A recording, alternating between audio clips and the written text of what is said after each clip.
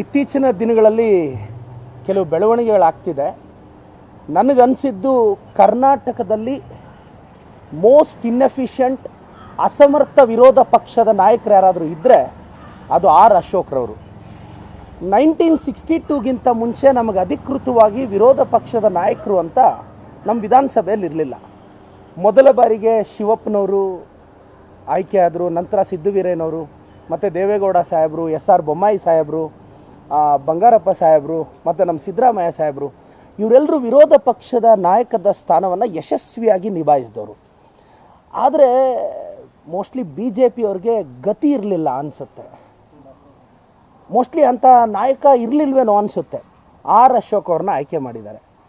R Ashok ಅವ್ರಿಗೆ ನಾನು ಕೇಳಕ್ಕೆ ಬಯಸ್ತೀನಿ, ಸರ್, ನಮ್ಮ ಪಕ್ಷದ ಆಂತರಿಕ ವಿಚಾರ ನಾವು ಬಗೆಹರಿಸ್ಕೊತೀವಿ, ನಿಮಗೆ ಯಾಕೆ ಸರ್ ಅಷ್ಟು ತೆವಲು?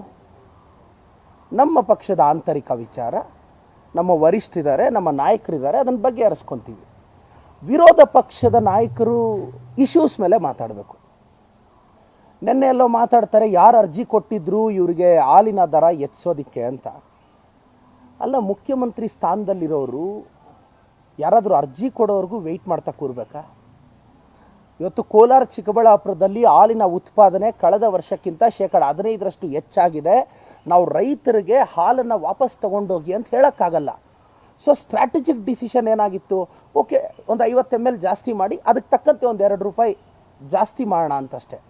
ಸೊ ಅದರಲ್ಲೊಂದು ಲಾಜಿಕ್ನ ತಾವು ಗಮನಿಸಲಿಲ್ಲ. ಯಾಕೆಂದರೆ ಕೋಲಾರ ಚಿಕ್ಕಬಳ್ಳಾಪುರದ ರೈತರ ಕಷ್ಟ ನಿಮಗೆಲ್ಲ ಅರ್ಥ ಆಗಬೇಕು, ಆರ್ ಅಶೋಕ್ರವರೇ. ಮತ್ತು ಆರ್ ಅಶೋಕ್ರವರು ಅದೇನೋ 2-3 ಡೇಸ್ ಬ್ಯಾಕ್ ಹೇಳಿದ್ರು, 1 ವಿಕೆಟ್ನ ಉದುರಿಸಿದ್ದೀವಿ, ಇನ್ನೊಂದು ವಿಕೆಟ್ನ ಉದುರಿಸ್ತೀವಿ ಅಂತೀರ. ಆರ್ ಅಶೋಕ್ ಅವರೇ, ನಿಮ್ಮನ್ನು ಫೀಲ್ಡ್ಗಿಳಿಯೋಕ್ಕೆ ಬಿಡಲ್ಲ, ಅದೊಂದು ನೆನಪಿಟ್ಕೊಳ್ಳಿ. ಯಾಕೆ ಇದು ಮಾತಾಡ್ತಿದ್ದೀನಿ ಅಂದರೆ, ನನಗೆ ಭಾಳ ವಿರೋಧ ಪಕ್ಷದ ನಾಯಕರು ನಮ್ಮ ಪಕ್ಷದ ಯೋಜನೆಗಳನ್ನ ಕನ್ಸ್ಟ್ರಕ್ಟಿವ್ ಕ್ರಿಟಿಸಿಸಮ್ ಮಾಡಲಿ. ನಮ್ಮ ಪಕ್ಷದ ಆಂತರಿಕ ವಿಚಾರ ಅದು ನಾವು ಬಗೆಹರಿಸ್ಕೊತೀವಿ.